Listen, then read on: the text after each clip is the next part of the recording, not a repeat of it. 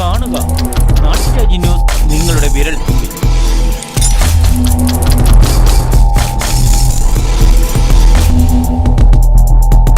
ഇളനീർ കുടുംബാരോഗ്യത്തിന് കാർഡ്സ് മാതൃക ആയിക്കൊണ്ട് കാർഡ്സ് ഗ്രീൻ ഫെസ്റ്റ് 2024 ഇന്ന് 6ാം ദിവസം വിത്ത് മഹോത്സവം. വിത്തുകളും തൈകളും വാങ്ങുന്നതോടൊപ്പം ആരോഗ്യ സംരക്ഷണത്തിനും അറിവിനും മുൻതൂക്കം നൽകിക്കൊണ്ട് ഇന്ന് 27/4/2024 ശനിയാഴ്ച 10:30 മുതൽ ചെറുതേനീച്ച കൃഷി സെമിനാർ നടക്കുന്നു. മഹത്തായ 6ാം ദിവസമായ ഇന്ന് നിരവധി ആളുകളാണ് മേടമക സംരക്ഷിക്കുവാൻ എത്തിച്ചേർന്നുകൊണ്ടിരിക്കുന്നത്. നമ്മളുടെ സ്വദേശി മാർക്കറ്റിന് മുകളിൽ പ്രവർത്തിച്ചുകൊണ്ടിരുന്ന 25 പല സ്റ്റാളുകൾ ഇപ്പോൾ പൊതുജനങ്ങളുടെ ആവശ്യപ്രകാരം നമ്മുടെ ഫെസ്റ്റിവൽ നഗരത്തിൽ തന്നെ മനോഹരമായ സ്റ്റാളുകളായി രൂപാന്തരം നിങ്ങൾക്കായി ഒരുക്കിയിരിക്കുന്നു. വിജയകരമായ കപ്പ ചക്ക റെസ്റ്റോറൻറ്റിലൂടെ നിങ്ങൾക്ക് ആവശ്യമായ എല്ലാവരും നാടൻ ഭക്ഷണപദാർത്ഥങ്ങളും മിതമായി നിരക്കി വാങ്ങുവാനും അതോടൊപ്പം തന്നെ 1000 മനോഹരങ്ങളായ ഫലഭക്ഷണങ്ങൾ അതോടൊപ്പം തന്നെ ആവശ്യ വസ്തുക്കൾ പൂച്ചെടികൾ പച്ചക്കറി വിത്തുകൾ പച്ചക്കറി തൈകളും നിങ്ങൾക്ക് വാങ്ങുവാൻ. അതോടൊപ്പം തന്നെ മണക്കാട് പ്രവർത്തിക്കുന്ന ഉൽപ്പന്ന സ്ഥാപനത്തിലൂടെ നിങ്ങൾക്കായി സ്റ്റാളുകൾക്കിവിടെ എത്തിച്ചിട്ടുണ്ട്. രുചികരമായ അച്ചാറുകൾ, കപ്പ, മൂല്യവർദ്ധിത ഉൽപ്പന്നങ്ങൾ, അതുപോലെ ആഗ്രഹം ഉത്സവത്തെ വിൽക്കുന്നതിനേക്കാൾ പച്ചക്കറി കൃഷി കരുവയ്ക്കുന്നതാണ്. എന്നതിനാൽ കെമിക്കൽ കലരാത്ത അതിൻ്റെ എല്ലാവിധ കൂട്ടുകളും അതോടൊപ്പം തന്നെ അരിപ്പാറ, പാലുണ്ണി, വെരിക്കോസ് എന്നിവ വിശേഷം വന്നിട്ടുണ്ടാവും. ആയുർവേദ ഔഷധം, പാറ്റിയെയും ഈച്ചയെയും പടിയുമെല്ലാം വിശേഷം ഒഴിപ്പിച്ചിട്ടുണ്ടാവും. സൈഡ് എഫക്റ്റ് ഇല്ലാത്ത മരുന്നുകളുമെല്ലാം ഇപ്പോൾ നിങ്ങൾക്ക് വാങ്ങുക. അതോടൊപ്പം തന്നെ ചില വർഷങ്ങളിൽ ഇപ്പോഴും അസുഖമൊക്കെ ഉണ്ട്, പക്ഷെ അത്ര കയറിയല്ല. 100 കൂടെ 8-10 എണ്ണത്താത്തൊക്കെ അസുഖം കാണാറുണ്ട്. എന്തായാലും മുഴുവൻ കൂടൊന്നും അങ്ങനെ പോകുന്നില്ല. കാരണം അതിനോടൊരു പ്രതിരോധ ശേഷി അത് സ്വയമേവ ആർജിച്ചെടുത്തിട്ടുള്ളതുകൊണ്ടാണ് അത്തരമൊരു കൂട് നമുക്ക് നിലനിർത്തി എടുക്കാനായിട്ട് കഴിയുന്നത്.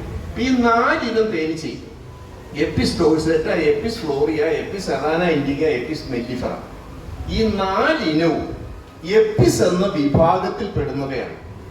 അതുകൊണ്ട് ഇവയെ വളർത്തുന്ന കലയുടെ പേര് എപ്പികൾച്ചർ എന്നാണ്. കുത്തുന്ന ഇനം തേനീച്ചകളെ വളർത്തുന്ന കലയുടെ പേര് എപ്പികൾച്ചർ എന്നാണ്. കാരണം എപ്പിസ് എന്ന വിഭാഗത്തിലാണ് വരുന്നത്. ഇതിൽ നിന്നും തികച്ചും വ്യത്യസ്തമായ മറ്റൊരു ഇനമാണ് ചെറുതേനീച്ച. നമുക്ക് എല്ലാ ഇനം തേനീച്ചകളെയും കാണാം. ഇന്ത്യൻ തേനീച്ച, യൂറോപ്യൻ തേനീച്ച, എപ്പിസ് ഡോഴ്സെറ്റ, ചെറുതേനീച്ച, കോൽത്തേനീച്ച, ഇതെല്ലാം നമുക്കവിടെ കാണാം. ഇതുണ്ടല്ലേ, ഇത് ഒരു മരത്തെ തന്നെ 10 തന്നെയാണ്. നിങ്ങളിപ്പോൾ ഇവിടെ നിന്ന് പോയി കഴിഞ്ഞാൽ മുട്ടത്തുനിന്ന് തുടങ്ങനാടേക്ക് കയറി പൊയ്ക്കൊണ്ടിരുന്നിടത്ത് ആ ഇടതുവശത്ത് കണ്ടിരുന്ന ഒരു മരമാണ് അത്. ഇപ്പം അതവിടെ ഇല്ല, അത് മുറിച്ചു പോയി. ഒരു വർഷം ഒരു 30ഓളം കൂടുകൾ അതിനകത്ത് എല്ലാ വർഷവും വന്ന് കൂടിക്കൊണ്ടിരുന്നതാണ്. അപ്പം അത് ആൾക്കാർ ശല്യമായിട്ട് പത്രത്തിലൊക്കെ വന്നത് മുറിച്ചു കാണും. തേനീച്ചകളുടെ സാന്നിധ്യം നിങ്ങൾക്ക് ചുറ്റുവട്ടത്തിൽ എവിടെയെങ്കിലും ഉണ്ടോ ഇല്ലയോ എന്നറിയാൻ തേനീച്ചകൾ വരാൻ സാധ്യതയുള്ള ചെടികൾ നിരീക്ഷിച്ചാൽ നിങ്ങൾക്ക് വീടിന് ചുറ്റും നിൽക്കുന്ന തേനീച്ച വരാൻ സാധ്യതയുള്ള ചെടികളുണ്ടെങ്കിൽ ആ ചെടികളിൽ നോക്കിയാൽ നിങ്ങൾക്ക് ഈ പറയുന്ന തേനീച്ച വരുന്നുണ്ടോ ഇല്ലയോ എന്ന് അറിയാൻ പറ്റും. അവിടെ ഉണ്ടോ ഇല്ലയോ എന്ന് നിങ്ങൾക്ക് അറിയാനായിട്ട് പറ്റും. ഇപ്പൊ പ്രധാനമായിട്ട് നമ്മുടെ തെങ്ങ്, അതിൽ 12 മാസവും പൂക്കളുണ്ട്. അപ്പൊ ആ പൂക്കുലയിൽ നിങ്ങൾ നോക്കിയാൽ ആ ചുറ്റുവട്ടത്തിലൂടെ 1.5 കിലോമീറ്റർ ചുറ്റുവട്ടത്തിൽ ഏതെല്ലാം തേനീച്ചയുണ്ടോ അതെല്ലാം അവിടെ വരും. നിങ്ങൾക്ക് നോക്കിയാൽ അറിയാൻ പറ്റും. ആകൃതിയായി വേണം അതിനെ കാണാൻ. വാസ്തവത്തില് സെറികൾച്ചർ നിങ്ങൾ കേട്ടിട്ടുണ്ടോ? പട്ടുനൂൽപ്പുഴുവിനെ വളർത്തുന്നതിന് സെറികൾച്ചർ എന്നാണ് എല്ലാ സ്കൂളിൽ പഠിക്കുന്ന പിള്ളേരോട് ചോദിച്ചാൽ. പക്ഷെ നമ്മുടെ പെരയുടെ തറയിലിരിക്കുന്ന സ്വിച്ച് ബോർഡിനകത്തിരിക്കുന്ന ചെറുതേനീച്ചയെ വളർത്തുന്ന കലയുടെ പേരെന്ന് ചോദിച്ചാൽ കുട്ടികൾക്കറിയില്ല, മുതിർന്നവർക്കറിയില്ല.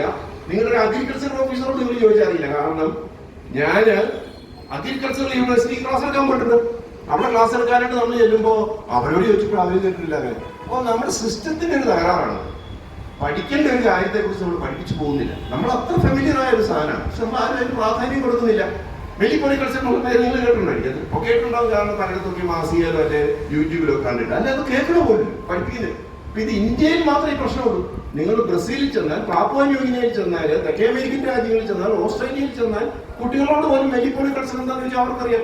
കേരളത്തിൽ ഒത്തിരി, ഞാൻ പറഞ്ഞൊരു 10,800 വേദികളിൽ നമ്മൾ ക്ലാസ് കൊടുത്തത്. അപ്പൊ അങ്ങനെ കുറെ ആൾക്കാർ ഇത് കാണുകയും കേൾക്കുകയും ഒക്കെ ചെയ്തിട്ടുണ്ട്. ഈ തേനീച്ച വരുന്നത് അതുകൊണ്ടാണ് നമ്മൾ ഇതിനെ മെല്ലിപ്പോണി കൾച്ചർ എന്ന് പറയുന്നത്. മെല്ലിപ്പോണ എന്ന വിഭാഗത്തിലാണ് ചെറുതേനീച്ച വരുന്നത്. അതുകൊണ്ടാണ് നാട്ടുരാജ്യ ന്യൂസിന് വേണ്ടി ക്യാമറ റിപ്പോർട്ടിംഗ് തൊടുപുഴയിൽ നിന്നും KK വിജയൻ. എന്നാണ് ലോകത്ത് അറിയപ്പെടുന്നത്.